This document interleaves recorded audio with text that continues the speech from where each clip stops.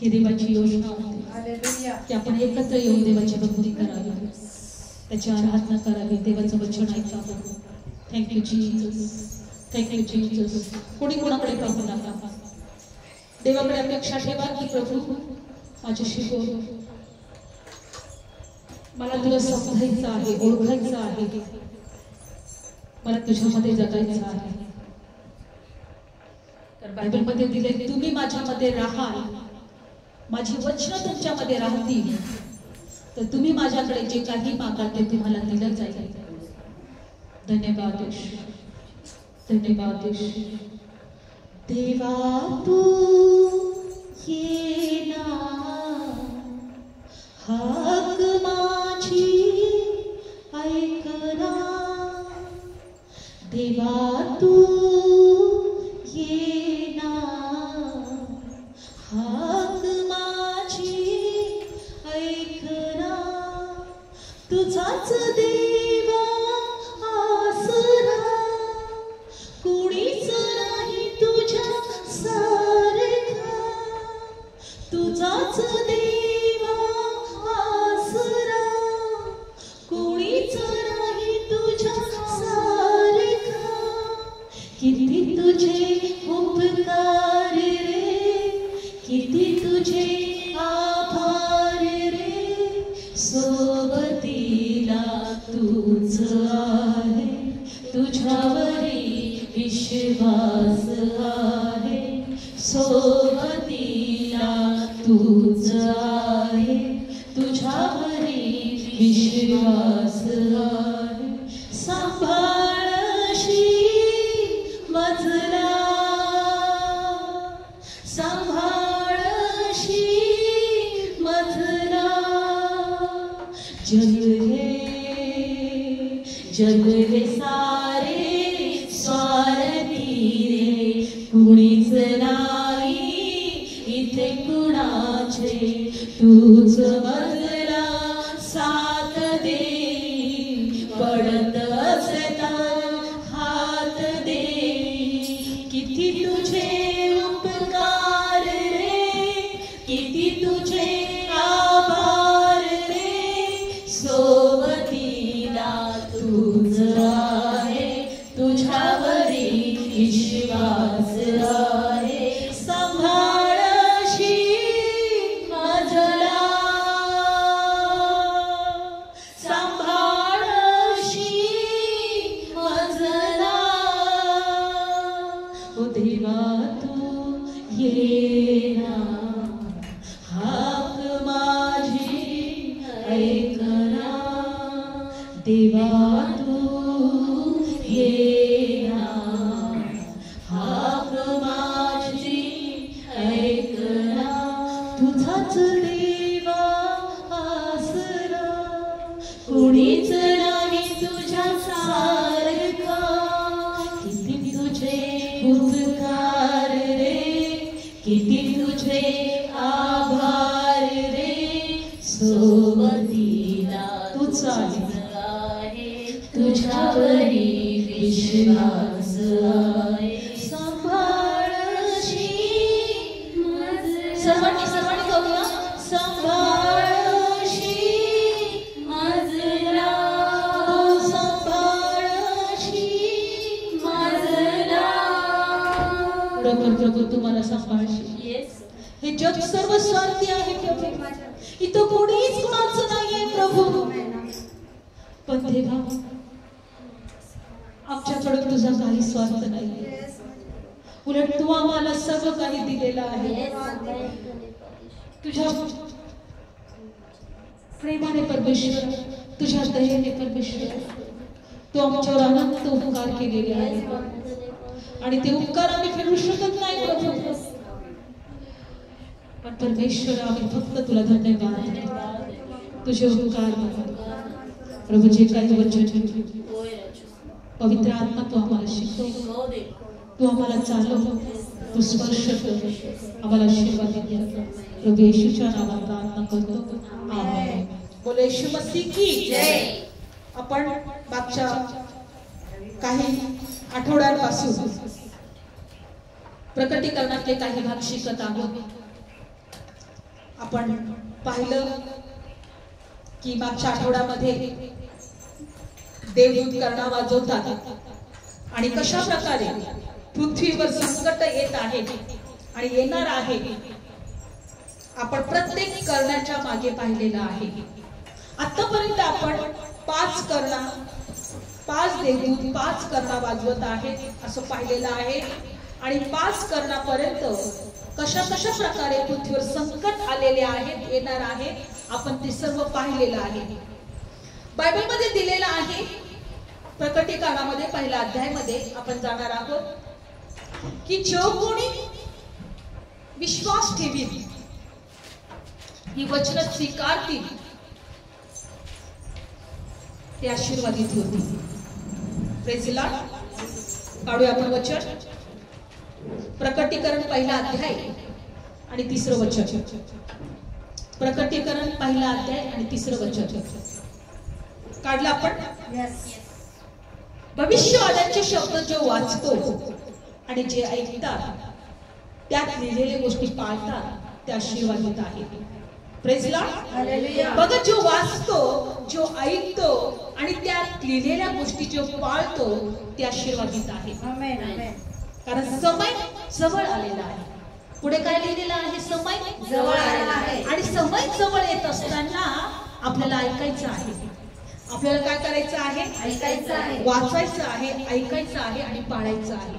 ते लोक आशीर्वादित आहेत. आणि म्हणून आज आपण या दिवसांमध्ये बघत आहोत की आपण अत्यंत शेवटच्या काळामध्ये आहोत. या पृथ्वीचा अंत होणार आहे. आपण शेवटच्या काळामध्ये आहोत आणि म्हणून आज आपण बघत आहोत की अनेक संकट पृथ्वीवर येत आहे. युक्रेनमध्ये 3.5 वर्ष झाले युद्ध चालू आहे. आणि कालच्या जर बातम्यांना मी पाहिलं त्यावेळेस दर आठवड्याला 7,000 सैनिक मारले जात आहे. किती? 7,000 सैनिक मारले जात आहे. आणि युद्ध अजून पण थांबलेलं नाही. खूप ठिकाणी पूर परिस्थिती आहे. अनेक लोक पुरामध्ये वाहून चालले. अनेक लोकांना खायला अन्न मिळत नाहीये. अनेक लोकांच्या जीवनामध्ये संकटावर संकट येत आहे. म्हणून आपल्याला देवाच्या वचनांकडे कान देणं गरजेचं आहे. कारण जे ऐकणार आहे ते आशीर्वादित आहे. म्हणून लक्षपूर्वक ऐका. देव या पृथ्वीवर का या सगळ्या संकट पाठवत आहे? का? परमेश्वराची इच्छा काय आहे या सगळ्या गोष्टींविषयी देवाला ओळखणं गरजेचं आहे. देवाकडे आमचे कान लावणं गरजेचं आहे. देवाकडे आमचं हृदय लावणं गरजेचं आहे. सगळ्यात महत्वाचं म्हणजे बायबलमध्ये दिले की आम्ही येशूची वाट पाहणारे लोक झाले पाहिजे. म्हणून एक वचनात आपण जाणार आहोत. तीमित्येचं काढूया. तीमित्य किंवा मला वाटतं एक अध्यायामध्ये पाहूया आपण.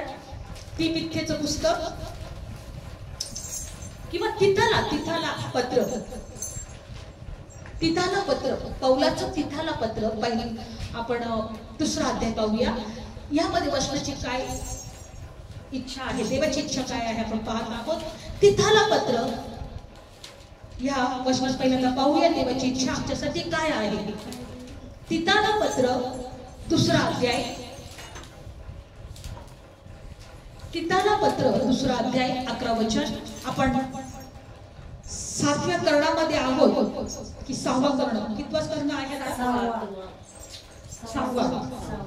आणि त्या कर्णामध्ये आपण पाहत आहोत काय घडणार आहे. पण त्याच्या अगोदर देवाचं वचन काय सांगतं? तिथाला पत्र 2रा अध्याय आणि 11 वचन. सर्व माणसाकरिता देवाची तारण देणारी कृपा प्रकट झाली आहे. Praise Lord. सर्व माणसाकरता, एका धर्मासाठी नाही, एका जातीसाठी नाही, एका देशासाठी नाही, सर्व माणसाकरिता देवाची तारण देणारी कृपा प्रकट झाली आहे.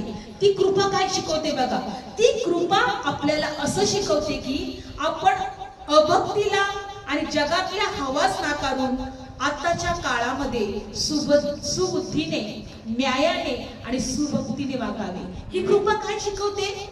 आता सध्याच्या काळामध्ये अभक्तीला आणि जगातल्या हवास नाकारून, जगामध्ये अभक्ती आहे लोक देवाचं भय धरत नाही, लोक देवाच्या मार्गात चालत नाही, लोक देवाच्या इच्छेप्रमाणे जगायला पाहत नाही.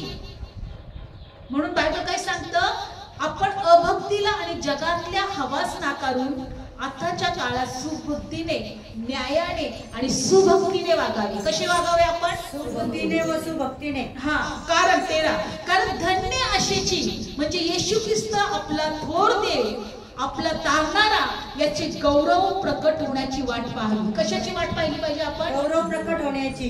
धन्य आशाची, येशू ख्रिस्त जो थोर देव, आपला जो तारणारा, याचं गौरव प्रकट होण्याची वाट पाहावी. आम्हाला देवाची गौरव प्रकट होण्याची वाट पाहणारे लोक झाले पाहिजे. कसली वाट पाहणारे लोक झाले पाहिजे? देवाचं गौरव आमच्यासाठी प्रकट होणार आहे. म्हणून अभक्तीला आणि जगाच्या हवस आम्हाला नाकारलं पाहिजे. सुबुद्धीने, न्यायाने आणि बायबलमध्ये दिले सुभक्तीने आम्ही वागलं पाहिजे. सुभक्ती करण्याविषयी आम्ही कंटाळा नाही केला पाहिजे, कारण आमच्यासाठी देवाचं गौरव प्रकट होणार आहे. आमेन. आमच्यासाठी देवाचं काय प्रकट होणार आहे? आणि त्याची आम्ही वाट पाहणारे झाले पाहिजे. आमच्या जीवनात एक उद्देश पाहिजे. देवाचं गौरव आमच्यासाठी प्रकट होत आहे आणि आम्हाला त्याची वाट पाहायची आहे. काय करायचं आहे? वाट पाहायची. रोजच्या दैनंदिन जीवनामध्ये आम्हाला जगायचंय. खाणं, पिणं, राहणं, जगणं हे सगळं करायचं आहे, पण आमचा एक उद्देश असला पाहिजे. देवाचं गौरव आमच्यासाठी प्रकट होणार आहे, त्याची आम्हाला वाट पाहायची आहे. त्याची आम्हाला काय पाहिजे? वाट पाहायची आहे. वाट पाहायची आहे. आणि म्हणून बायबलमध्ये दिलेलं आहे 14 वचन, त्याने स्वतःला आम्हाकरिता दिले, यासाठी की त्याने खंडणी भरून आम्हा सर्व अन्यायापासून सोडवून घ्यावे, चांगल्या कामामध्ये आवेशी असे खाजगीचे लोक आपणासाठी शुद्ध करावे. आपण देवाचे खाजगीचे लोक आहोत. त्यांनी स्वतःला यासाठी दिले की आम्हाला सर्व अन्यायापासून सोडवावं आणि स्वतःसाठी शुद्ध पवित्र लोक असे करावं. तेच लोक देवाचं गौरव पाहणार आहे. त्यांच्यासाठीच देव येणार आहे जे त्याची वाट पाहतात, जे त्याची वाट पाहतात. जे लोक त्याची वाट पाहत नाही ते या पृथ्वीवर शेवटच्या दिवसांमध्ये संकटांवर संकट सहन करावे लागतील.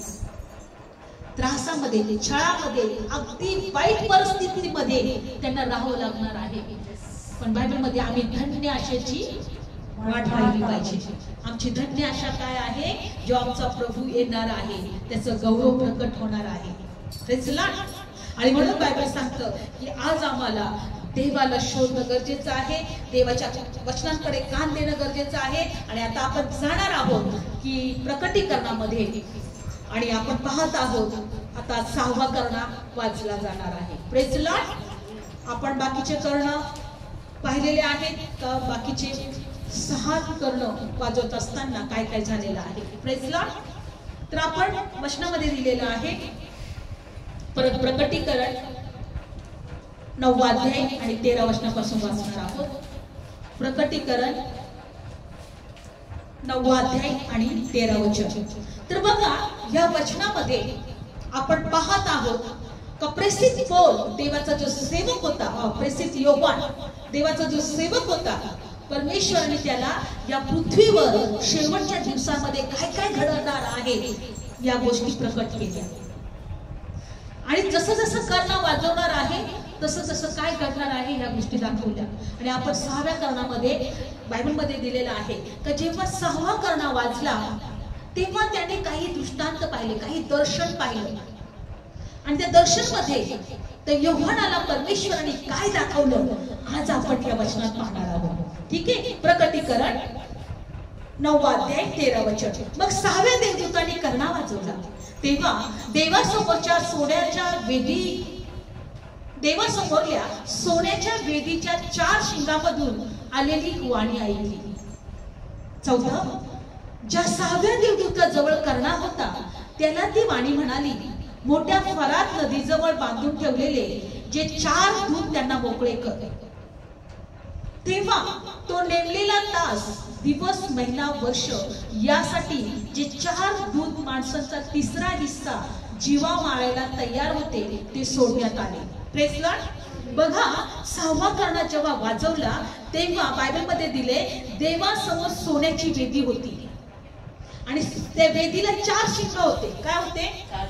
आणि त्या 4 शिंगातून बायबलमध्ये दिले एक वाणी आली, एक आवाज आला. आणि तो आवाज आल्यानंतर बायबलमध्ये दिलेला आहे त्या 6व्या देवदूताजवळ जो करणा होता त्याला ती वाणी म्हणाली. काय म्हणाली? की फरात नदीजवळ बांधून ठेवलेले 4 देवदूत मोकळे सोड. फरात नदीजवळ काय बांधून ठेवले होते? 4 देवदूत. ते तू काय सोड? मोकळे सोड. मोकळे सोड. कारण त्यांना, त्या देवदूतांना पृथ्वीवरचा 3रा हिस्सा जीवे मारायला अधिकार दिला होता. पृथ्वीवर 3रा हिस्स्यामध्ये जे लोक आहेत त्यांना मारून टाक, त्यांना जीवे मारून टाक असा अधिकार त्या 4 देवदूतांना दिला होता. म्हणून नेहमी लक्ष ठेवा, परमेश्वराने जगाच्या स्थापनेपूर्वी आम्हाला निवडले आणि जगाच्या स्थापनेपूर्वी आरंभ शेवट काय होणार आहे ते कळवलेलं आहे. देवाची एकच इच्छा होती की ज्याने सूर्य चंद्र तारे निर्माण केले, ज्याने पृथ्वी निर्माण केली, ज्याने मनुष्याला निर्माण केलं त्याला ओळखावं, त्याचं भय धरावं, त्याच्या मार्गात चालावं. आणि देवाने अगदी सुरुवातीपासून तर पृथ्वीच्या शेवटापर्यंत संदेश पाठवत आला की देवाचं भय धरा, देवाचं भय धरा. आणि शेवटी मनुष्य देवाचं भय धरत नाहीये. शेवटी संकटाचा काळ आलेला आहे, येत आहे. आणि या संकटाच्या काळामध्ये पृथ्वीचा 3रा भाग मारला जाणार आहे. पृथ्वीच्या 3ऱ्या भागावरचे लोक जीवे मारले जाणार. 4 देवदूत फरात नदीजवळ बांधून ठेवलेले आहेत, त्यांना सोडण्यात येणार आहे. त्यांचा हा अधिकार दिलेला आहे का पृथ्वीच्या 3ऱ्या भागावरचे लोक मारून टाका. पुढं बघा, पुढं काय होणार आहे? 16 वचन. मग स्वराज्य सैन्याची संख्या 20 कोटी होती आणि ही त्यांची संख्या मी ऐकली. 20 कोटी सैन्य होते. ते किती सैन्य होते? 20 कोटी. ज्यांना अधिकार दिला होता पृथ्वीवरचा 3रा हिस्सा मारायला, ती 20 कोटी लोक ते सैन्य होते. पुढे काय झालं बघा. आणि 17 वचन. त्याप्रमाणे मी दृष्टांतमध्ये घोडे त्यावर बसलेले पाहिले. अग्नी, नीळ, गंधक यासारखी वृषराने त्यांना होती. घोड्यांची डोकी सिंहांच्या डोक्यासारखी होती. त्यांच्या तोंडातून अग्नी, धूर आणि गंधक निघत होता. त्यांच्या तोंडातून निघणारा अग्नी, धूर, गंधक या 3 पिढ्यांनी माणसाचा 3रा हिस्सा जीवाय मारला जावा. बघा, त्यांच्या जे सैन्य आहे त्यांचे, ते जे घोड्यांवर बसले होते, बायबलमध्ये दिलेलं आहे का ते घोड्यांची जी डोकी होती सिंहाच्या डोक्यासारखी होती. घोड्याचं डोकं कसं होतं? सिंहाच्या डोक्यासारखी होती. आणि त्यांच्या तोंडातून, त्या सिंहाच्या तोंडातून धूर निघत होता, अग्नी निघत होता आणि गंधक निघत होता. गंधक म्हणजे लावारस कोणी पाहिलाय? तो अग्नीचा तो एक पूर असतो. जसं पाण्याचा पूर असतो ना, तसा तो अग्नीचा पूर असतो. ज्वालामुखी. Praise Lord. काय होता? धूर होता. आणि बायबलमध्ये दिलेलं आहे की आपण वचनामध्ये काय पाहत आहोत की अशा प्रकारे त्याने ते दृष्टांत पाहिलं. आणि बायबलमध्ये आपण 7व्या अध्यायामध्ये आहोत ना, 7व्या अध्यायामध्ये, 7व्या करणामध्ये आहोत. 7वा करणा. तर आपण मागच्या याच्यामध्ये परत गेलो, तुम्ही मला सांगितलं 7वा, ठीक आहे. आपण 7व्या करणामध्ये आहोत. आपण मागे ह्या गोष्टी पाहिलेल्या आहेत. आपण 7व्या करणामध्ये आहोत. आणि म्हणून आपण प्रकटीकरणाचं पुस्तक 11वा अध्याय आणि 15 वचनामध्ये जाऊया. 7वं करणा पाहूया. या मागच्या आठवड्यात आपण ह्या गोष्टी पाहिलेल्या आहेत, ठीक आहे. प्रकटीकरण 11वा अध्याय आणि 15वं वचन. तर या ठिकाणी आपण बघत आहोत 7वा करणा. मागच्या वेळेस आपण 6व्या करणामध्ये या सगळ्या गोष्टी पाहिलेल्या आहेत. Praise Lord. तर म्हणून आपण आता 7व्या करणामध्ये आहोत. मग या 7व्या करणामध्ये काय घडणार आहे आज आपण ते बघूया. 7वं करणा वाजवलं जाईल तेव्हा काय घडणार आहे. डायरेक्ट वचनामध्ये जाऊया. प्रकटीकरण 11वा अध्याय 15 वचन. मग 7व्या देवदूतांनी करणा वाजवला तेव्हा आकाशात मोठ्या वाणी झाल्या. त्या म्हणाल्या, जगाचे राज्य आमच्या प्रभूचे ख्रिस्ताचे झाले आहे आणि तो सदा सर्व काळ राज्य करील. Praise Lord. बघा, सातवा करणा वाजवला तसं स्वर्गामध्ये एक मोठ्या वाणी झाल्या, खूप लोकांचा आवाज एका सुरामध्ये ते बोलत होते की ह्या जगाचे राज्य प्रभूचे ख्रिस्ताचे झाले आहे आणि तो सर्व काळ राज्य करेल.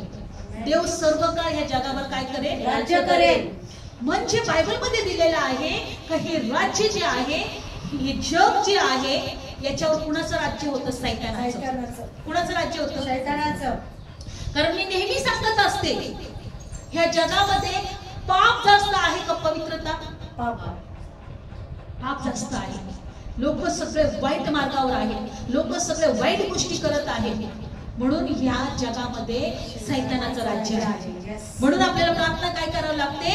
हे माझ्या स्वर्गातील पित्या, तुझे नाव पवित्र मानले जाओ, तुझे राज्य येवो, जसे स्वर्गात तसे पृथ्वीवर तुझे राज्य तुझ्या इच्छेप्रमाणे हो आणि तुझ्या इच्छाप्रमाणे हो. याचा अर्थ या पृथ्वीवर देवाचं राज्य नाही आणि देवाच्या इच्छा घडत नाही. सैतानाने आपल्या इच्छाप्रमाणे हे जग तो चालवत आहे. आपण पाहणार आहोत, कारण हे सैतान कसं काही ह्या पृथ्वीवर पडला, का तो राज्य चालवत आहे, का लोकांना त्यांनी स्वतःच्या नियंत्रणामध्ये ठेवलेला आहे, का लोकांना पापाच्या मार्गात तो ठेवत आहे, कारण त्याला प्रत्येकाचा नाश करायचा आहे. आणि म्हणून जेव्हा हा सातवा करणा वाजवला गेला तेव्हा मोठ्या वाणी झाल्या की जगाचं राज्य प्रभूचे ख्रिस्ताचे झाले आहे आणि तो सर्व काळ राज्य करणार आहे. आणि त्या सर्व काळच्या राज्यामध्ये त्याने आम्हाला घेतलेलं आहे. त्यासाठी आम्हाला त्याने निवडलेलं आहे. कारण पुढचं वचन बघा, आणि 16 म्हणजे 24 वडील देवासमोर आपल्या सिंहासनावर बसलेले होते. त्याने उघडे पडून देवाला नमन केले आणि ते म्हणाले, हे प्रभू सर्वसत्ताधारी देवा, जो आहेस, जो होतास आणि जो येणार, त्या तुझी उपकार स्तुती आम्ही करतो, कारण तू आपले मोठे सामर्थ्य हाती घेऊन राज्य केले आहे. 18 वचन, राष्ट्र रागवली, तुझा क्रोध आला आहे आणि मेलेल्यांचा न्याय करण्याचा, आणि तुझे दास भविष्यवादी पवित्र जण, जे लहान जे मोठे तुझ्या नावाला जे भितात, त्यांना वेतन देण्याची वेळ आली आहे. आणि ज्यांनी पृथ्वीचा नाश केला त्यांचा नाश करण्याची वेळ आली आहे. ते 24 वडील काय म्हटले जेव्हा त्यांनी ती वाणी ऐकली की आता हे राज्य कुणाचे झाले आहे? देवाचे झाले आहे.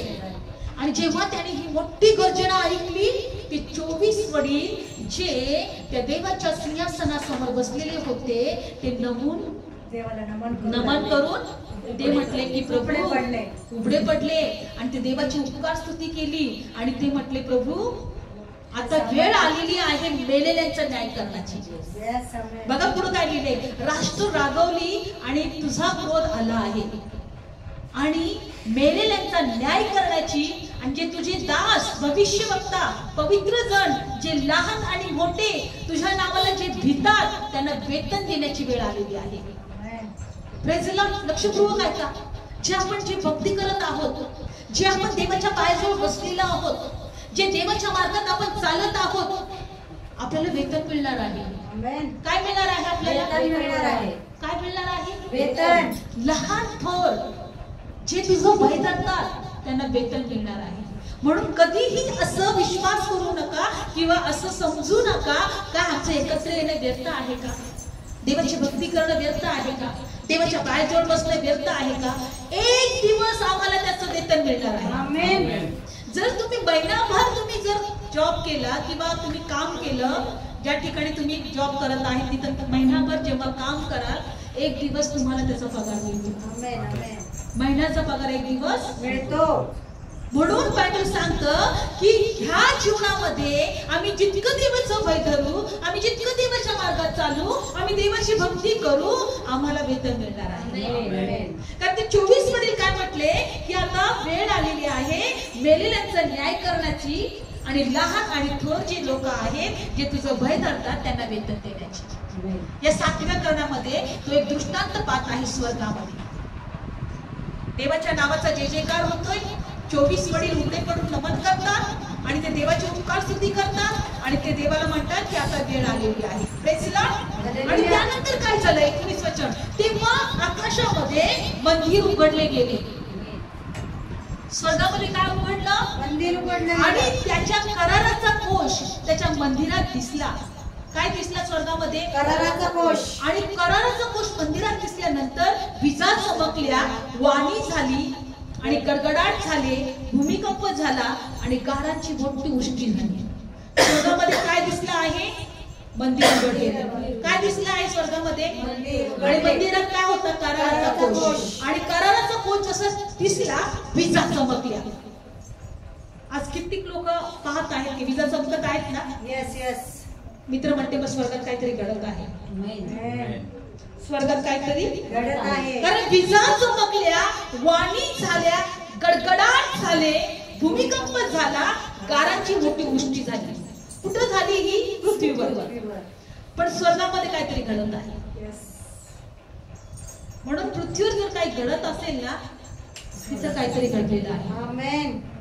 तिथं काहीतरी घडलेलं आहे. 7व्या कर्णा वाजवल्यानंतर हा दृष्टांत, हे दर्शन ते योहानाला होते. स्वर्गात काहीतरी घडत आहे. त्याच्यानंतर त्याने एक दुसरा दृष्टांत पाहिला. त्याने एक दुसरं दर्शन झालं ते योहानाला. कोणतं दुसरं दर्शन होतं? 12व्या अध्यायामध्ये.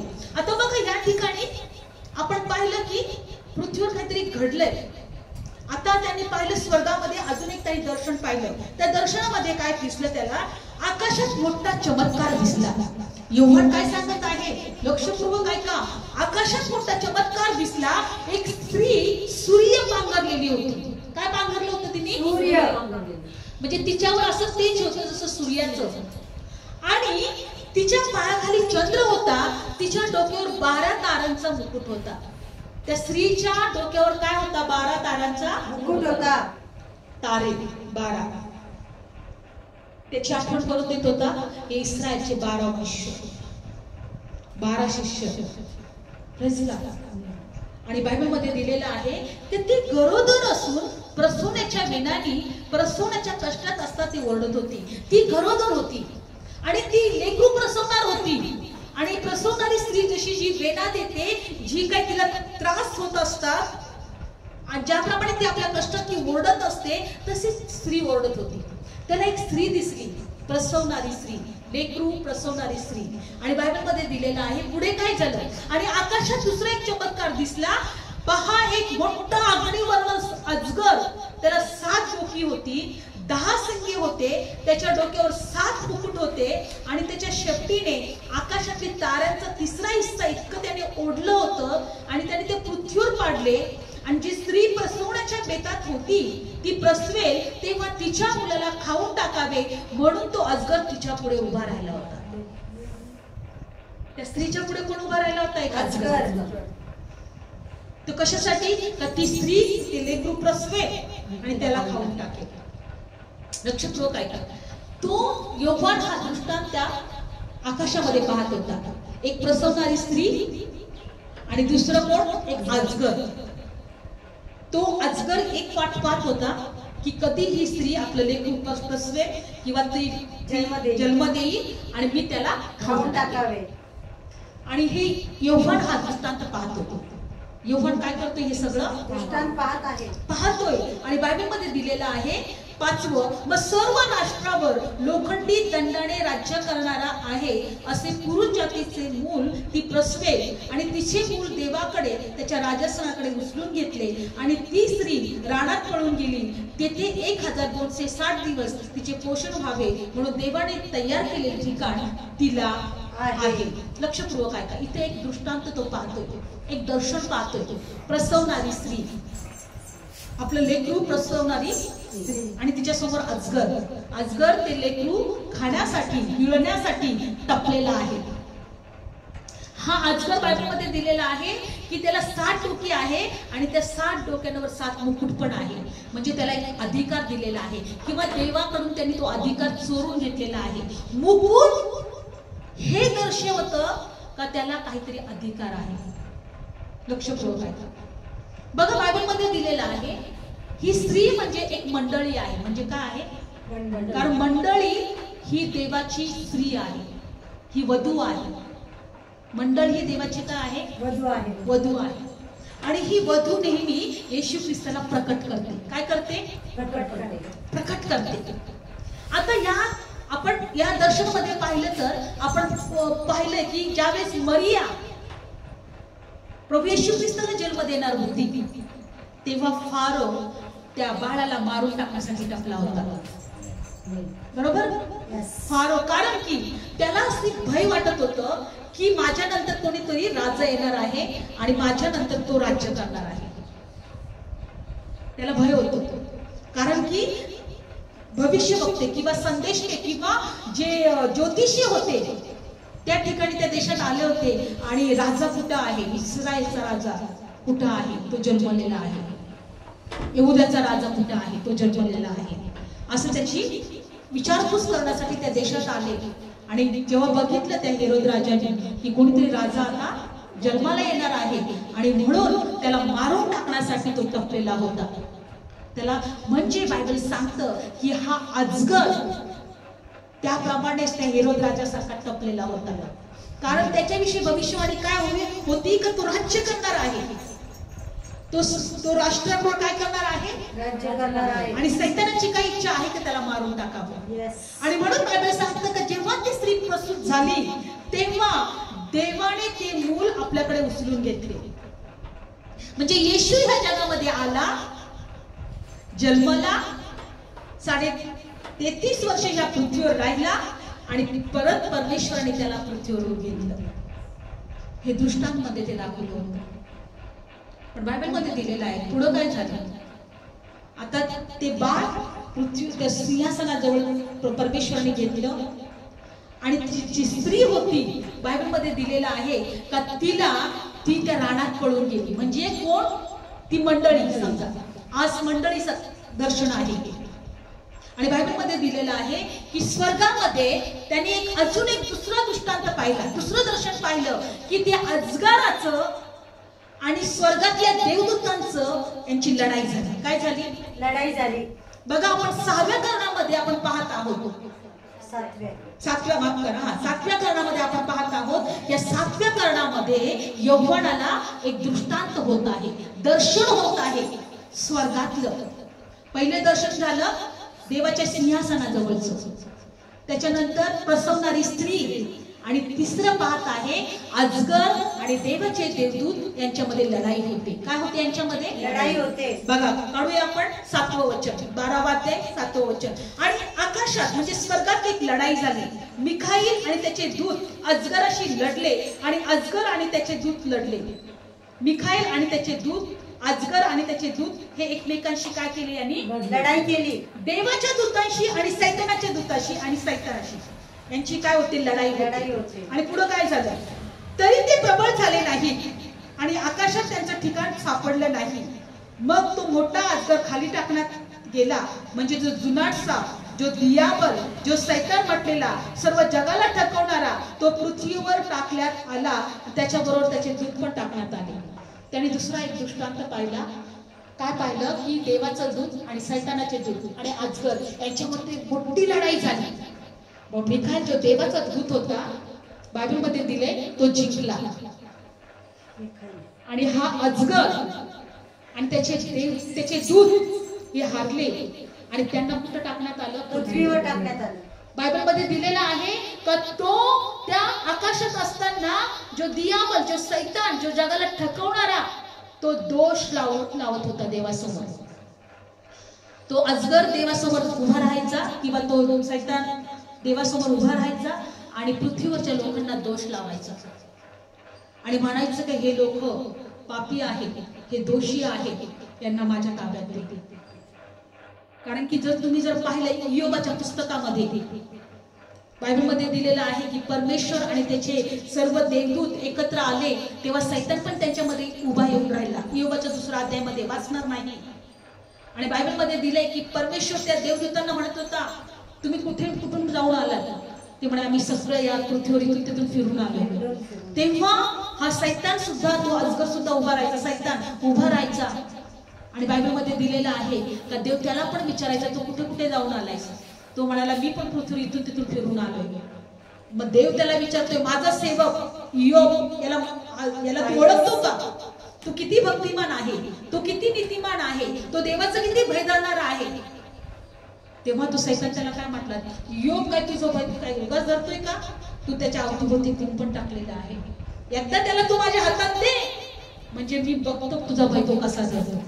म्हणजे हा जो सैतान होता हा देवाच्या समोर उभा राहायचा स्वर्गामध्ये लोकांना दोष लावण्यासाठी. बघा इथं दिलेलं पुढचं वचन 10वं वचन. मग मी आकाशात एक मोठी वाणी ऐकली, ती म्हणाली, आता तारण आणि सामर्थ्य आमच्या देवाचं राज्य त्याच्या ख्रिस्ताचा अधिकारही झाले आहे, कारण आमच्या भावावर दोष आरोप करणारा जो आमच्या देवासमोर रात्रंदिवस त्यांच्यावर दोष आरोप करीत असे तो खाली टाकला आहे. दोष आरोप करणारा कुठे टाकलाय? खाली टाकला. योबाच्या काळापासून नाही, प्रारंभापासून तो दोष लावायला जात होता, देवाच्या समोर उभा राहत होता. आणि त्याने योहानाने त्या दृष्टांतामध्ये काय पाहिलं की जेव्हा लढाई झाली त्या सैतानाला खाली टाकण्यात आलं, दोष आरोप करणाऱ्याला कुठं खाली टाकण्यात आलं. आणि बायबलमध्ये या ठिकाणी दिलेलं आहे की जो रात्रंदिवस त्यांच्यावर दोष आरोप करीत असे तो खाली टाकण्यात आला. का खाली टाकण्यात आला? 11 वचन. त्याला त्यांनी कोकऱ्याच्या रक्तामुळे आणि आपल्या साक्षीच्या वचनामुळे जिंकले, त्यांना मरावे लागले तरी त्याने आपल्या जीवावर प्रीती केली नाही. कशामुळे ते जिंकले? देवदूत रक्तामुळे, येशूच्या रक्तामुळे. लढाई तर झाली पण कशामुळे ते जिंकले? येशूच्या रक्तामुळे आणि साक्षीच्या वचनामुळे. का येशूने सैतानावर विजय मिळवलेला आहे, त्याने त्याच्या रक्ताने सर्व लोकांना नीतिमान ठरवलेला आहे, त्याने त्याच्या रक्ताने सर्व लोकांना पवित्र ठरवलेला आहे. मग तो दोष आरोप करणारा जो देवाच्या पुढे उभा राहणारा होता आता त्याला ठिकाण तिथं राहिलं नाही. आणि मग तो खाली पृथ्वीवर टाकण्यात आला. कुठं टाकण्यात आला? पृथ्वीवर टाकण्यात आला. कशामुळे जिंकले ते देवदूत? येशूच्या रक्तामुळे. म्हणून जेव्हा जेव्हा आम्ही येशूचं रक्त स्वतःला लावतो सैतान आम्हाला हात नाही लावत. सैतान आम्हाला हात लावत नाही. जेव्हा जेव्हा देवाची आम्ही उपकारस्तुती करतो सैतान आम्हाला हात लावत नाही. तो पृथ्वीवर आहे. कुठे आहे तो? पृथ्वीवर आहे. आणि म्हणून बायबल सांगतं या वस्तू 12, या वस्तू अहो आकाशानो आणि त्यातल्या राहणाऱ्यांना उत्साह करा, कारण भूमी समुद्र यांना हाय हाय, कारण सैतान उतरून तुमच्याकडे आला आहे आणि आपल्याला थोडाच काळ आहे हे त्याला समजले आणि म्हणून त्याला मोठा राग आला आहे. पृथ्वीवर कोण आहे? सैतान आहे. आणि त्याला देवाने आता थोडाच काळ दिलेला आहे. ठीक आहे, तू थोडा काळ काय करायचं ते करून घे, पण आता तुला मी अशा अग्नीमध्ये टाकणार आहे तिथून तुला पडता येणार नाही, बाहेर पडता येणार नाही, तिथून तुला बाहेर पडता येणार नाही. थोडाच काळ आहे सैतानाला आणि त्याला खूप राग आलेला आहे. आणि म्हणून बायबलमध्ये दिलेलं आहे भूमी आणि समुद्र यांना हाय हाय, कारण सैतान उतरून तुमच्याकडे आलेला आहे, त्याला थोडाच काळ दिलेला आहे. म्हणून आज जर आपण बघतो तर का पृथ्वीवर संकट आहेत, का लोक त्रासामध्ये आहेत, का लोक सैतानाच्या बंधनात आहेत, का लोक अंधारात आहेत, का लोक सगळ्या वाईट गोष्टीमध्ये आहेत, कारण सैतान त्यांना ठकवत आहे, सैतान त्यांना नाशाच्या मार्गाकडे घेऊन जात आहे. जसं आम्ही देवाविषयी लोकांना सांगतो आणि म्हणतो की सार्वकालिक जीवनावर विश्वास ठेवा, तसा सैतान पण काय करतो, नाशाच्या मार्गाकडे नेण्यासाठी लोकांना अंधारात ठेवतो, अज्ञानात ठेवतो, वाईट मार्गामध्ये ठेवतो. एन्जॉय करा, कसंही जगा, देवाचं भय करू नका, एकच जीवन आहे, परत जीवन नाहीये. माहित नाही मेल्यानंतर काय होतंय. बघा पहिल्या दृष्टांतामध्ये मी पाहिलं की लहान मोठ्यांना वेतन देण्याची वेळ येणार आहे. काय होतं जेव्हा ते 24 मणी पृथ्वीवर त्या स्वर्गामध्ये देवाच्या पुढे नमन केलं, देवाची उपकारस्तुती केली, मग त्याला म्हटले प्रभू आता वेळ आलेली आहे तुझा क्रोध प्रकट होण्याची, आणि जे लहान मोठे आहेत जे तुझे भय धरतात त्यांना वेतन देण्याची वेळ आलेली आहे. मला तुम्हाला ह्या अध्यायामध्ये सांगायचं आहे का एक दिवस तुम्हाला आणि आम्हाला वेतन मिळणार आहे. जे देवाचं भय धरत आहे, जे देवाच्या उपस्थितीमध्ये राहत आहे, जे देवाची भक्ती करणार आहे, एक दिवस ते वेतन मिळण्याची वेळ येणार आहे. मिळणार आहे. आमेन. हालेलुया. आज सैतान पृथ्वीवर पडलेला आहे, लोकांना तो ठकवत आहे, लोकांना त्रास देत आहे. आज लोक म्हणतात खरंच देव आहे का? अरे देव असतं तर एवढी संकट कशी आली असती, एवढं जगामध्ये एवढे त्रास कशाला असते. काय झोपलंय का? लोक मरत आहेत, संकटावर संकट येत आहेत. देव का लोकांना वाचवत नाही? आज किती लोक देवाला दोष देत आहेत. देव असतं तर असं झालं नसतं, देव असतं तर तसं झालं नसतं. पण देवाच्या गोष्टी कोणी समजून घ्यायलाच तयार नाहीये. पृथ्वीवर सैतान टाकलेला आहे. जो दोष आरोप करणारा त्याला पृथ्वीवर त्याला थोडाच काळ दिलेला आहे आणि तो रात्रंदिवस लोकांना आता सतावत आहे. रात्रंदिवस लोकांचा नाश करायला बघत आहे. म्हणून बायबल सांगतं की सैतान गरजणाऱ्या सिंहासारखा कुणाला गिळावं म्हणून शोधत फिरत आहे. शोधत फिरत आहे. पहिले तो दोष आरोप करायला देवाच्या समोर उभा राहत होता, पण आता तो नाश करण्यासाठी पृथ्वीवर फिरत आहे. पृथ्वीवर फिरत आहे. जेव्हा सैतानाने हवेला सोडलं नाही, जी पहिली स्त्री पुरुष या पृथ्वीवर होती, ती फळ खा. ते म्हटलं ते फळ खाऊ नको. तो म्हटलं काय होत नाही, तुम्ही मरणार नाही, खा ते फळ, तू देवासारखी होशील. म्हणजे त्याला बायबल सांगतं सैतान प्रारंभापासून मनुष्यघातक होता.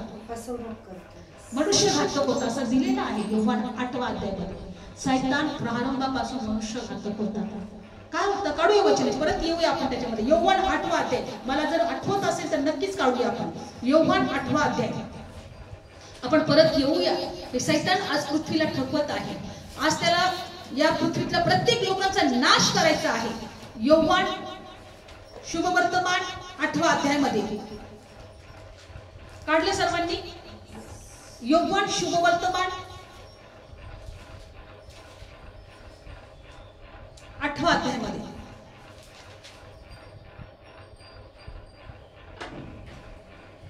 काढले सर्वांनी. आपण 42 पासून वाचूया.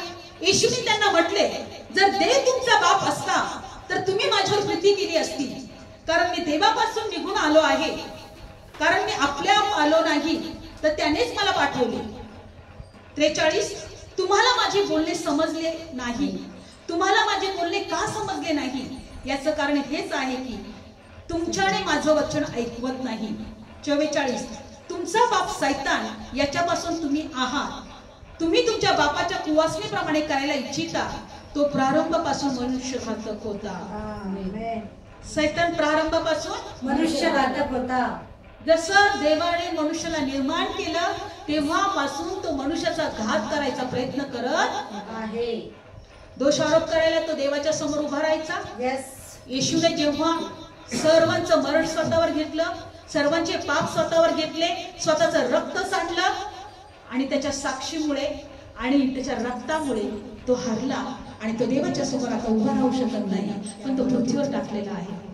कुठे टाकलेला आहे? तो टाकलेला आहे. हे दृष्टांत तो पाहतोय. योहान काय काय घडत आहे. कसा अजगर त्या प्रस्तुत करणाऱ्या स्त्रीच्या मागे लागला, तिच्या समोर उभा राहिला. कारण त्याला कळालं होतं का जो लेकरू प्रसवणार आहे तो मला हरवणार आहे, तो जगावर राज्य करणार आहे आणि म्हणून त्याला मला गिळलं पाहिजे. म्हणून आज तो आपला वैरी आहे. कारण आपण ख्रिस्तामध्ये देवाचे राज्य करणारे लोक आहोत. आमेन. Praise the lord. हे युद्ध म्हणजे सैतानाचं आणि देवाचं आहे. सैतानाच्या दूताचं आणि देवाच्या लेकरांचं आहे. आज बघतोय आपण देशादेशामध्ये युद्ध चालू आहे. भारत पाकिस्तान, आपण म्हणतो आपण भारतामध्ये राहतो, पाकिस्तान आमचा शत्रू आहे. तसं सैतानाचं राज्य आणि देवाचं राज्य हे एकमेकांचे शत्रू आहे. आणि आम्हाला देवाच्या जे आपण लोक आहोत सैतानाच्या राज्याच्या विरोधात आपण उभं राहत आहोत. म्हणून बायबल सांगतं की योहान बाप्तिस्मा करणाऱ्याच्या दिवसापासून देवाच्या राज्यावर हल्ले होत आहेत. एका वचनात दिलेला आहे. आणि म्हणून आज आपण ही गोष्ट लक्षात ठेवली पाहिजे की आपण देवाच्या राज्यात आहोत आणि सैतान अंधकारच्या राज्यामध्ये आहे. आणि म्हणून सैतानाचं राज्य आणि देवाचं राज्य, प्रकाशाचं राज्य आणि अंधाराचं राज्य हे एकमेकांमध्ये काय आहे? विरोधक आहेत, शत्रू आहेत. सैतान काय करतो? देवाच्या लोकांना आपल्या राज्यात आणायचा प्रयत्न करतो आणि देव त्याच्या लोकांना त्या अंधाराच्या राज्यातून प्रकाशात आणायचा प्रयत्न करतो.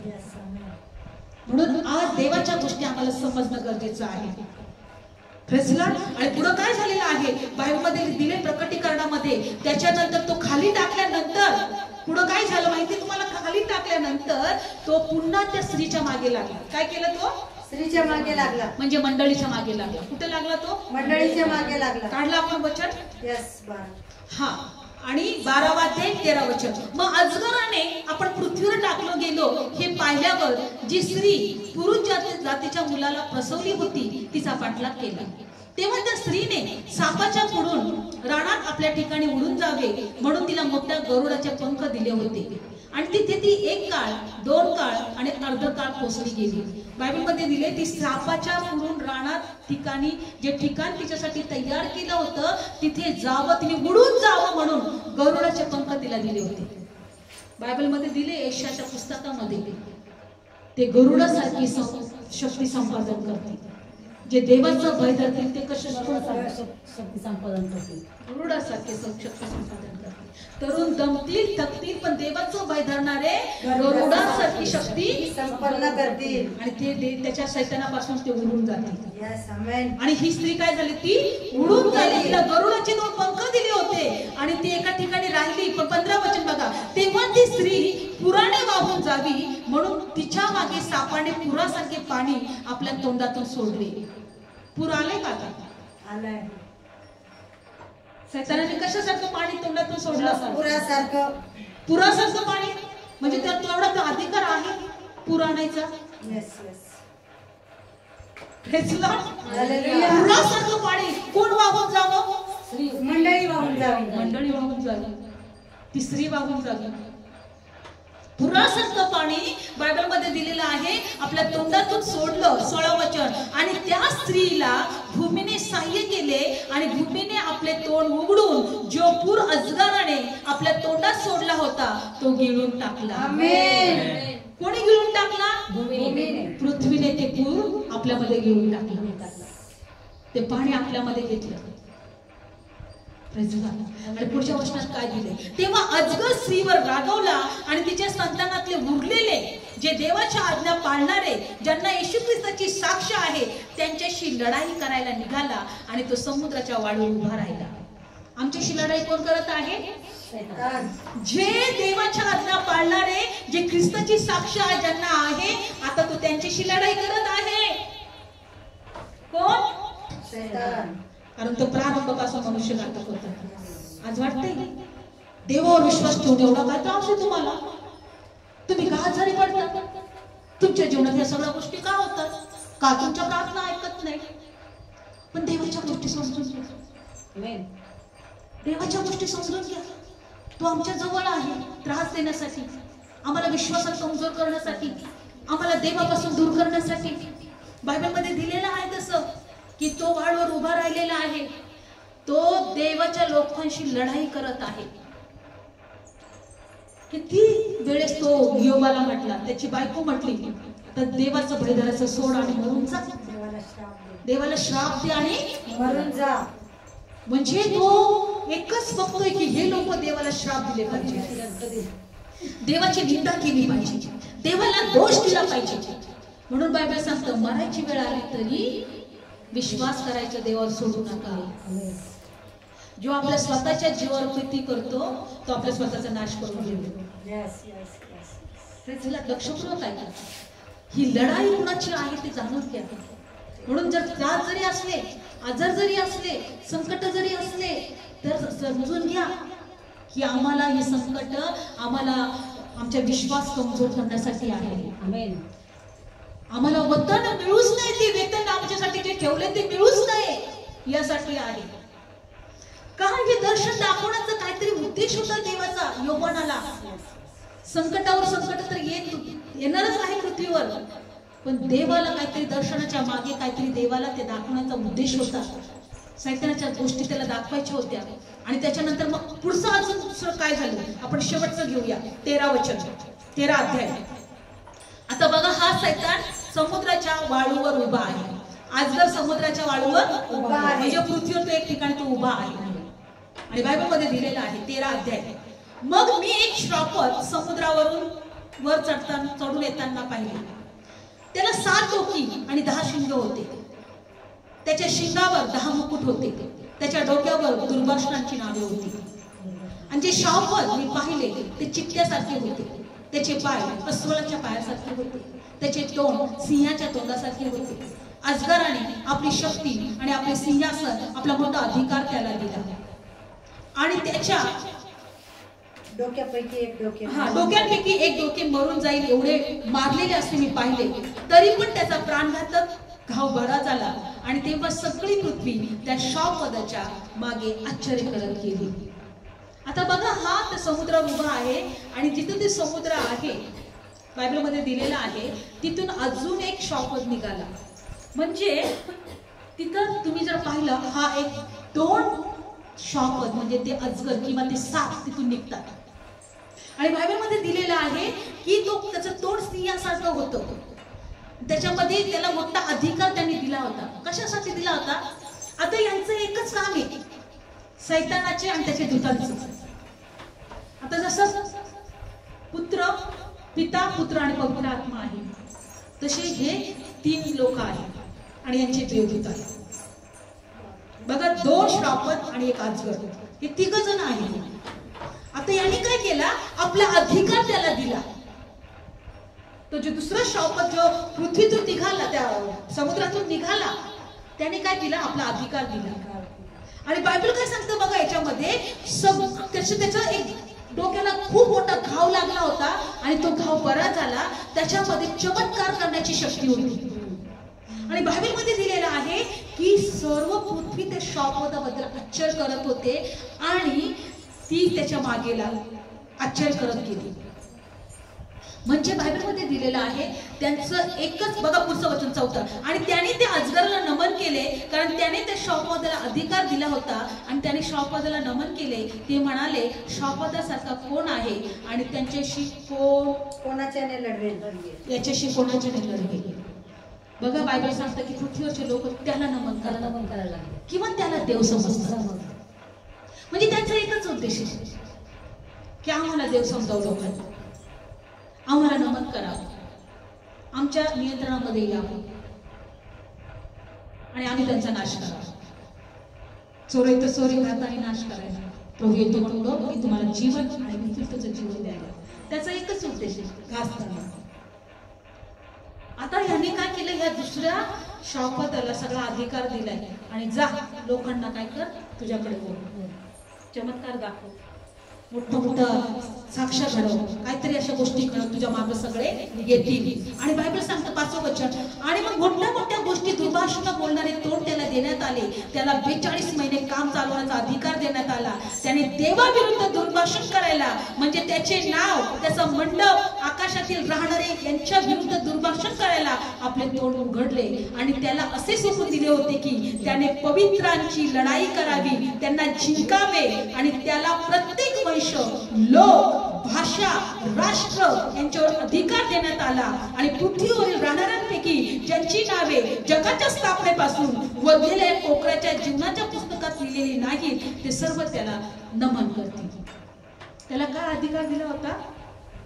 देवाच्या विरोधात बोलायला, लोकांना ठकवण्यासाठी, लोकांची लढाई करण्यास, पवित्रांशी लढाई कर. जे लोक प्रार्थनेत आहेत त्यांच्याशी काय कर? लढाई कर आणि त्यांना जिंक. म्हणजे एकदाच त्याने देवाचं नाव घ्यायचं टाकून दिलं पाहिजे. हा, लढाई कर, देवाच्या विरोधात जा. दुर्भाषण, आज कित्येक लोक देवाची निंदा करत आहेत, देवाला दोष लावत आहे, देवाला नाव ठेवत आहे. अरे हे कुणाचं काम आहे? सैतानाचं काम आहे, शापदाचं काम आहे. पवित्रांशी लढाई कर आणि त्यांना जिंकावे असा त्याला अधिकार दिलेला आहे. 8वं, आणि पृथ्वीवर राहणाऱ्यांपैकी ज्यांची नावे जगाच्या स्थापनेपासून वधलेल्या कोकराच्या जीवनाच्या पुस्तकात लिहिली नाही, ते सर्व लोक त्याला नमन करतील. पण पुढे काय दिलंय? ज्याला कान आहे तो ऐको. जर कोणी कैद करून नेतो तो मोठा कैदेत जातो, जर कोणी तलवारीने जीवे मारतो तर तलवारीने मारला जाणार. यात पवित्रांची सहनशीलता आणि विश्वास आहे. याच्यामध्ये आमची काय आहे? सहनशीलता आणि विश्वास. भले कैद केले जातील, भले तलवारीने मारले जातील, पण तुमचा विश्वास आणि सहनशीलता किती आहे याच्यावरून देव आम्हाला ते वेतन देणार आहे, सार्वकालिकाचं वेतन देणार आहे. म्हणून जीवाची पर्वा न करता देवावर विश्वास ठेवा. नेहमी एक गोष्ट लक्षात ठेवायची, भारताचं संरक्षण करण्यासाठी किती आर्मी काम करते, सैनिक किती काम करतात, भरपूर काम करतात. पण ते सैन्यामध्ये भरती होताना काय म्हणतात, भले आम्ही कधीही मरू शकतो, लढाई आमची कधीही होऊ शकते, शत्रूशी आमची लढाई कधी बॉम्ब पडू शकतो, कधीही काय होऊ शकतो, पण आम्हाला आम्ही भारताचे सैन्य आहोत, आम्ही आर्मी आहोत, आम्हाला संरक्षण करणं, भारताचं संरक्षण करणं गरजेचं आहे. जीव देण्याची वेळ आली तरी हरकत नाही, लढाईत मरण्याची वेळ आली तरी हरकत नाही. ही आत्मिक लढाई आहे, ही आत्मिक लढाई आहे, आम्हाला पर्वा नाही करायची. यस, कारण आमचं युद्ध रक्त मांसाशी नाही, अंतरातल्या पुरुषार्थाची आहे, सैतानाच्या अधिकाराशी आहे, त्या सैतानाशी आहे. कुणाशी आमचं युद्ध? सैतानाशी आहे, त्याच्या दुरात्म्यांशी आहे. हे आत्मिक युद्ध आहे. हे कसं युद्ध आहे? आत्मिक युद्ध. म्हणून याच्यामध्ये पवित्रांची सहनशीलता. पण बघा पुढच्या वचनात, मग दुसरी शापत भूमीतून मी वर येताना पाहिलं आणि त्याला कोकराच्या शिंगासारखी 2 शिंगे होती, परंतु ते अजगरासारखे बोलत होते. बघा, कोकराच्या शिंगासारखी 2 शिंगे होती आणि त्याला अजगरासारखे ते बोलत होते. आणि ते पहिल्या शापदाला जे अधिकार त्याच्या समक्ष चालवते, ज्या पहिल्या शापदाचा प्राणघातक घाय बरा झाला होता, त्याला पृथ्वीने आणि तिच्यावर राहणारे नमन करावे असे ते करते. आणि मग ते मोठे चमत्कार करते. बघा, ह्या दुसऱ्या शापत पण तेच करत आहे की ह्या अजगराला, त्याच्यावर जो अधिकार आहे त्या अधिकाऱ्याला यांनी काय करावं? त्या नमन करावं. पृथ्वीवरच्या लोकांनी यांना काय करावं? नमन करावं. सैतानाचं एकच काम आहे की देवासारखं त्याला पण लोकांनी नमन करावं, त्याला देव समजावं. आणि बायबलमध्ये दिले त्याला पण तो अधिकार दिला होता. आणि 13 वचन, आणि ते मोठे चमत्कार करते. दुसरा शापत, माणसांच्या देखत अग्नी आकाशातून पृथ्वीवर पडावा असे पण करते. त्याला शापवतात एका जे चमत्कार करण्याचा अधिकार दिला होता, त्यामुळे पृथ्वीवरील राहणाऱ्यांना तो थकवते. म्हणजे जे शापत तलवारीचा घाय लागूनही जगले, त्यांच्या पित्यार्थ मृत्यू करावी आणि ती पृथ्वीवर राहणाऱ्यांना सांगते. आणि त्या शापदाच्या मूर्तीत एक आत्मा घालण्याचा अधिकार त्याला दिला होता, यासाठी की शापदाच्या मूर्तीने बोलावे आणि जितकी शापदाच्या मूर्तीला नमन करणार नाही तितके जीवे मारण्यात येतील असे करावे. आणि लहान मोठे, धनवान, दरिद्री, स्वतंत्र, दास या सर्वांनी आपल्या उजव्या हातावर किंवा आपल्या कपाळावर खून करून घ्यावे. आणि ज्याला ही खून म्हणजे शापदाचे नाव किंवा त्याच्या नावाची संख्या आहे, त्याच्या वाचून कोणाला विकत घेता येणार नाही आणि कोणी विकत देऊ शकणार नाही. 18, ज्याला ज्ञान आहे, ज्याला बुद्धी आहे, त्याने शापदाची संख्या मोजावी, कारण ती माणसांची संख्या आहे आणि ती 766 अशी संख्या आहे. एकच गोष्ट या ठिकाणी पाहायला मिळते, का सैतानाला वाटते की पृथ्वीवरच्या लोकांनी मला नमन करावं आणि त्याच्यासाठी हे प्रयत्न आहे. तो लोकांना छळणार. जसं आपण पाहिलं की दानियेलच्या काळामध्ये त्यांनी एक हुकूम काढला, जो या मूर्तीला नमन करेल तोच वाचला जाईल. तसा तो सैतान हेच करणार आहे. अनेक चमत्कार पण करणार, स्वतःला तो देव समजणार. आणि बायबलमध्ये दिलेलं आहे की तो अशी चिन्ह पण स्वतःच देणार, या चिन्हाशिवाय कोणी विकत पण घेणार नाही आणि कोणी विकणार पण नाही. ते 766चं चिन्ह असणार आहे. अशी वेळ येणार आहे का तो स्वतःची खून देणार आहे, चिन्ह देणार आहे. ह्या कोणत्या कारणामध्ये पाहायला मिळते? 7व्या. कोणत्या कारणामध्ये? 7व्या. अजून अनेक दृष्टांत आहेत या 7व्या कारणामध्ये, आपण पुढच्या वेळेस पाहणार आहोत. पण आता ह्या याच्यामध्ये काय काय पाहिलं आपण? स्वर्गातले ते 24 वडील नमन करताना, अजगर आणि ती स्त्री, देवदूताचे आणि त्याचं लढाई होते. सैतान पृथ्वीवर पडलेला आहे. सैतानाचे 2 अधिकारी पण आहेत. ते कशा प्रकारे पृथ्वीच्या लोकांना ठकवत आहे, कसा त्यांचा नाश करत आहे, ते कसे स्वतःला देवाचं स्थान देऊन लोकांना त्याला नमन करायला मजबूर करत आहे, किंवा लोकांनी त्यांना देव समजावं, त्यांना नमन करावं, यासाठी त्यांचा प्रयत्न चालू आहे. हे आपण या 7व्या कारणामध्ये पाहत आहोत. आणि पुढच्या अजून काय दर्शन यौवनाला दाखवलेलं आहे हे पुढच्या वेळेस पाहत आहोत. पण लक्षपूर्वक ऐका, आमचं युद्ध सैतानाशी आहे, अंधकाराच्या शक्तीशी आहे. प्रेझला एकच गोष्ट या पृथ्वीवर आम्हाला विश्वासासंबंधीचं युद्ध करायचं आहे आणि सार्वकालिक जीवन घट्ट धरून ठेवायचं आहे. या पृथ्वीवर आम्हाला काय करायचं आहे? युद्ध करायचं आहे. म्हणून जॉयस नेहमी म्हणायची, आपण एका युद्धभूमीवर आहोत. या पृथ्वीवर आहोत म्हणजे आपण एका युद्धभूमीवर आहोत. पाप आणि पवित्रता, अंधकार आणि प्रकाश यांचं युद्ध, सैतान आणि देव यांचं युद्ध. पण आपल्याला देवाच्या बाजूने उभं राहायचं, देवाच्या भक्तीत, देवाच्या भयात चालायचं आहे. तो अनेक प्रयत्न करेल आपल्याला पाडण्यासाठी, आपला नाश करण्यासाठी. अनेक संकट किंवा अनेक त्रास, छळवणूक, अनेक गोष्टी आमच्या विरोधात घडतील. पण एक देव आहे, त्याला आम्हाला विसरायचं नाही. त्याच्याकडे आमच्यासाठी वेदना आहे, हे आम्हाला विसरायचं नाही. बघा, पहिल्यांदा काय दाखवलं दृष्टांतमध्ये की आता वेळ आली आहे लहान मोठ्यांना वेतन देण्याची, जे तुझे भय धरतात त्यांना वेतन देण्याची. आणि मग सैतान कसा पृथ्वीवर पडला जातो, कसं लोकांना छळवणूक तो करत आहे, कसं लोकांना तो त्याला नमन करायला सांगत आहे, त्यांना स्वतःला देव तो समजवत आहे.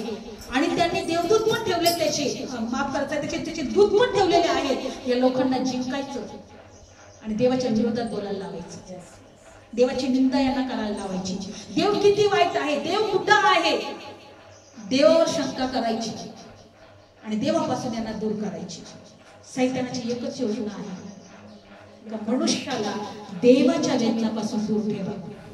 म्हणून आज बायबल सांगतो की अनेक लोक विश्वासातून पडतील, ज्यांना हे देवाचं ज्ञान नाहीये ना, ते शेवटी कंटाळून देवाचं नाव घ्यायचं सोडून देतील, प्रार्थना करायचं सोडून देतील, देवाच्या इच्छा किंवा देवाच्या योजना काय आहेत हे सगळं सोडून देतील. म्हणतील जोपर्यंत आहे तोपर्यंत जगा, जसं जगायचं तसं, आणि मग मरा.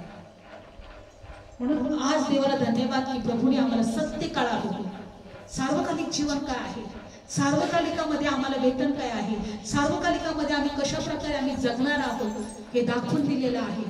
म्हणून आज आम्ही पृथ्वीवर किती दिवस जगणार आहे, 50 असो, 60 असो, 70 असो, 80 असो, याचा विचार करायचा नाही. पण तिथं आम्हाला जे काय मिळणार आहे त्याचा विचार करायचा. म्हणून बायबल सांगतं, अगोदर त्याचं राज्य नीतिमत्व मिळवायला जाता, त्यानंतर तुम्हाला सगळं मिळणार आहे. देवाचं राज्य आणि नीतिमत्व आम्हाला जगवायला मिळवण्यासाठी जगायचं आहे. प्रेझला डोळे बंद करू. धन्यवाद. आपण पाहिलं यौवन आणि दर्शन जे पाहिलेलं आहे, स्वर्गातल्या देवदूतांचं, मंदिराचं, अजगर आणि त्या स्त्रीचं, अजगराची लढाई, अजगराच्या बरोबर असणारे 2 श्रापक, त्यांना मिळालेला अधिकार, आणि सर्व पृथ्वी कशा प्रकारे त्याला नमन करते आणि कशा प्रकारे तो चिन्ह देतो की अशाच लोकांना विकत घेता येईल आणि विकत देता येईल. अशी वेळ येणार आहे. सैतानाची एकच इच्छा आहे की पृथ्वीवरच्या लोकांनी मला नमन करावं. देवा धन्यवाद, तू आम्हाला या गोष्टी दाखवल्या.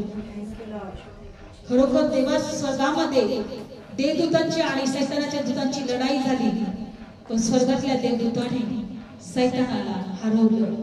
कोकराच्या रक्तामुळे, वचनाच्या साक्षीमुळे तो हारला गेला. आज आमच्याकडे कोकराचं रक्त आहे, देवाच्या वचनाच्या साक्ष आहे, देवाचं वचन आहे. म्हणून बायबलमध्ये दिलेलं आहे की आम्ही अत्यंत विजयी आहोत. प्रत्येक गोष्टीमध्ये आम्ही अत्यंत विजयी आहोत. सैतान हारलेला आहे. धन्यवाद, धन्यवाद. उसके लोगों को जो भी कोई ललकारता है, बच्चों से फिर वो ही बलवान को मारता है. उसके लोगों को जो भी कोई ललकारता है, बच्चों से फिर वो ही बलवान को मारता. दाऊद के जैसे गोलियत को, दाऊद के जैसे गोलियत को हम हरा